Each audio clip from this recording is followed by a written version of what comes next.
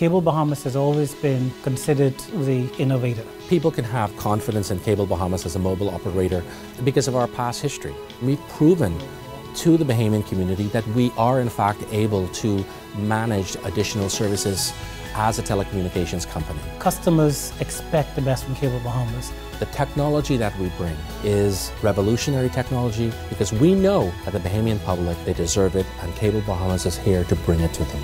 We are ready. Turn us on. A Haitian woman allegedly beaten by police. The opposition leader denies FNM members boycotted Carnival. This as the Christian Council speaks out on the controversial festival, plus Stephen Wrinkle reacts to the court's decision to quash his conviction. We've got those stories and a whole lot more tonight. I'm Juanita Toot and NB12 starts now.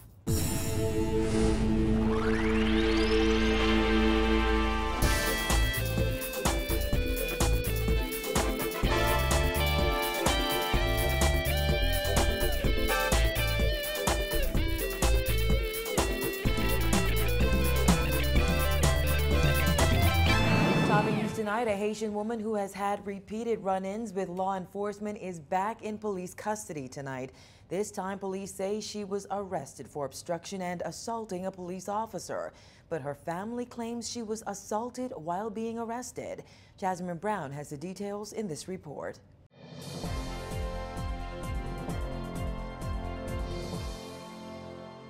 The family of the 19-year-old woman says she was brought here at the Carmichael Road Police Station following her arrest earlier today. Outside the station, Nornod's distraught mother claimed her daughter had been arrested just after 10 a.m. following an altercation with police. She claimed police were searching the area near their Cowpen Road home for another man when her daughter got into an altercation with officers. I say, why you try to hit my daughter like that? She ain't do nothing. After that, they say, go home, mommy, before I beat you. I say, okay, that's okay. When I push Darlene on the gate to go home, all come and take Darlene by the gate, they push Darlene on the bus. After that, when Darlene they reach on the bus, they slap him. They take the foot. They put Darlene on the ground. They beat Darlene, they slap Darlene, they choke Darlene on the neck. Nornod also claimed her son was taken into custody after questioning why his sister was being arrested. After that, they put gun on Darlene's face. I say, you all try to kill him, After that, my son come in. My son come see what happened. They don't ask my son no question. Nornod says what she witnessed was a mother's worst nightmare. I cry because I was his mother. I cry.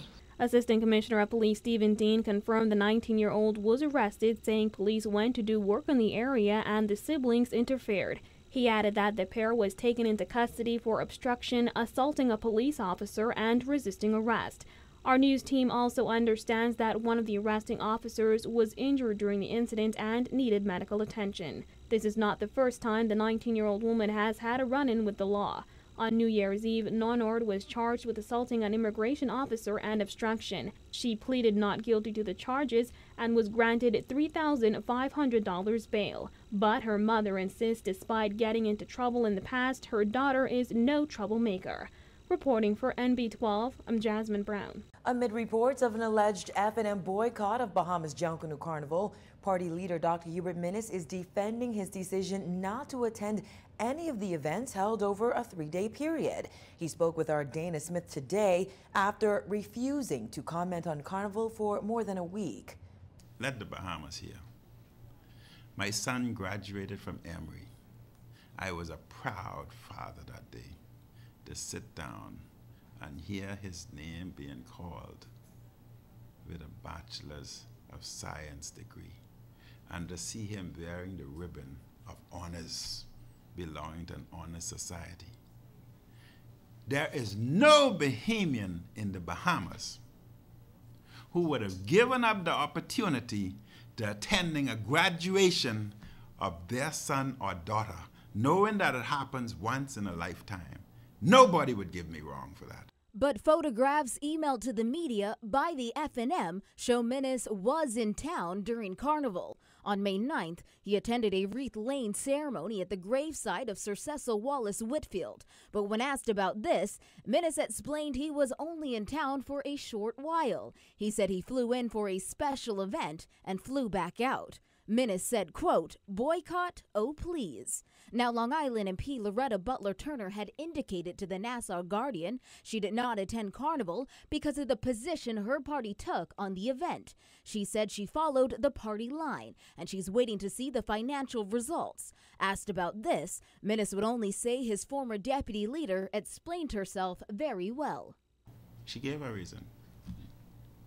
She's a very intelligent lady. She gave her reasons. And when asked if Carnival would have a place in an FNM administration, Minnis said, I got to answer on the if. I want to see, I want to see the results. All right? If is a very important word. If you were not here today, we wouldn't be doing this interview. Minnis would not be pinned down as to whether he would have attended Carnival if the circumstances had been different. And when asked whether the party supports it, Minnis would only say the FNM supports Junkanoo and Bahamian culture. I don't want to adopt or steal somebody else's culture. Let's build our own. That's what I'm about. That's what I'm about. Building our own and create independence and create wealth and opportunity for the Bahamians, not for others. The FNM had voiced concerns about Carnival in the lead up to the festival. Minnis previously accused the Prime Minister of destroying Bahamian culture through its introduction. When party chairman Michael Pintard was asked on Monday why the FNM parliamentary team did not attend Carnival, he insisted the FNM did not boycott, telling the Nassau Guardian the FNM MPs who represent Family Islands do not fly in unless there is a parliamentary event. And as for the New Providence MPs, Pintard said Montague MP Richard Lightbourne has a health issue, while St. Anne's MP Hubert Chipman told MB12 last week he did not receive tickets for Carnival from government until the day before the event. Reporting for NB12, I'm Dana Smith. Meantime, Bahamas Christian Council President Reverend Ranford Patterson says he stands by his initial statement that the promotion of scantily clad women as part of Carnival would promote promiscuity, fornication, and other sins of the flesh. He says government has opened the gates and the social impact of Bahamas Junkanoo Carnival will outweigh its economic impact. People have a way of testing the waters. And so I just believe that once the gate is open, it's open. And the impact we will see shortly. Now that the gates have been opened, Patterson predicts they will be very difficult to close. The Christian Council president said he was very concerned about road fever, which was held as part of Junkanoo Carnival weekend and featured some Bahamians dancing provocatively in barely their costumes. He says he's not comfortable with his grandchildren witnessing that type of behavior. People were gyrating. I saw some pictures with guys on top of girls in the streets and, you know, practically nothing on. You know, it's stuff like that. That's not us. And I am not comfortable with my 5-year-old grandchildren and others seeing this, you know. That's not us. That's not what we grew up on as Bahamian. The Christian Council was very vocal in its opposition to Carnival, warning back in January it would encourage promiscuity, fornication, rape, and incest. Patterson says they also made their position very clear to government during several meetings. While the Festival Commission has predicted the event's economic impact could reach up to $60 million, Patterson said that doesn't come close to the festival's social impact. It seems as if there's no line drawn when it comes to Carnival. And see, that's what I'm afraid of. I'm afraid of my young people tomorrow seeing things that they shouldn't be seeing. And the country, the government, the country is sponsoring it. PLP Chairman Bradley Roberts said in January the Christian Council was dead wrong on Carnival and suggested Patterson is out of touch. However, he dismissed that claim today, insisting he stands up on behalf of God. When we speak, they tell us shut up. When we don't speak, why don't you speak? I've made up my mind, as long as I sit in the chair, I'm not going to speak based on what people want me to say. The Christian Council president says they plan to launch an initiative in July to demonstrate the strength of the church, and he hopes the turnout rivals that of Bahamas' Junkanoo Carnival. We're going to call the church to come together so that we can demonstrate our strength as the body of Christ, to say that we too understand that we serve a God who is alive and well. Now, a lot of people can talk. We're going to see whether or not these people are willing to put their monies where their mouth is and show up. In other news, well-known contractor Stephen Wrinkle is speaking out one day after the Court of Appeal quashed his electricity theft conviction. Wrinkle says the conviction has put a stain on his reputation. Simone Davis tells us more. Wrinkle said he is pleased with the judge's decision to quash his conviction, and he's glad that he's now a free man because the charges of stealing electricity was ludicrous on so many levels, and now he just wants his good name back. I was always innocent of this charge. To try to charge me with stealing electricity for 2 months to supply two bathrooms and a hallway is a ludicrous charge. Back in February 2013, Magistrate Darren Roll Davis convicted Wrinkle of dishonest consumption of electricity between February and March of 2011 and sentenced him to 1 year in prison. Days later, he was released from Her Majesty's prison and enjoyed an emotional reunion with his wife, Gail, outside prison gates.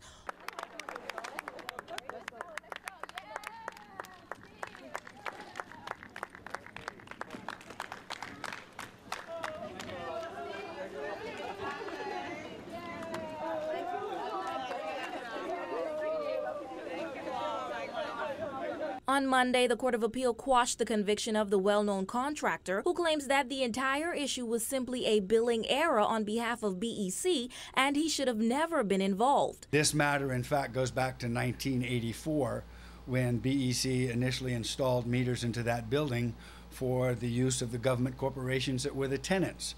And they ran unencumbered and unread and unpaid until they took them out. So, you know, really in hindsight, we should have never been involved in this. This was a screw up at BEC level from 1984, and it's the same old, that they just want to hold somebody accountable for their inactions and their inability to monitor their services and throw the blame out on someone else. And fortunately, the Court of Appeal saw through that and saw fit to remedy the situation. According to evidence at trial, Wrinkle directed an electrician to restore power to the Bay Parle building, which he managed, after BEC disconnected supply after finding 2 meters that were supplying electricity but were not assigned to an account holder. The appeal panel of Court President Anita Allen, along with Justices of Appeal Neville Adderley and John Isaacs, questioned why the electrician was not charged along with Wrinkle. His attorney Muriel DeSille stated that the building was owned by Parliament Properties Limited, of which Wrinkle is only an employee, and no crime had been committed by his client. The panel then asked prosecutor Anthony Delaney what evidence was produced to prove dishonest consumption of electricity. Delaney replied that the power supply was restored, although the meters had been locked. Wrinkle said he never participated in any illegal activities, and he is pleased that the facts were revealed. The facts were that the inspectors admitted in court that all electricity consumed in that building went through the meters. The meters were never jumped, bypassed, or illegally tapped into.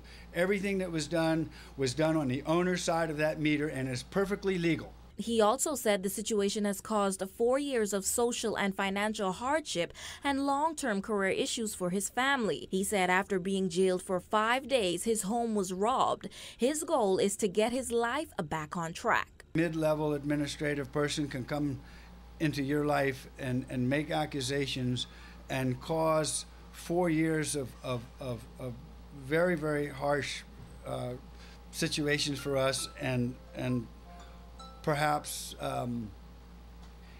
even long-term career problems. You know, they forced us to resign from all the civic organizations that we were involved with. We had financial loss. We've got legal fees. My character has been defaced and thrown out into the public arena. And, you know, it's very destructive. Wrinkle also noted that he's disappointed in the judicial system for allowing the magistrate to convict him in the first place, and he is now focused on ensuring that no law-abiding citizen ever goes through what he went through.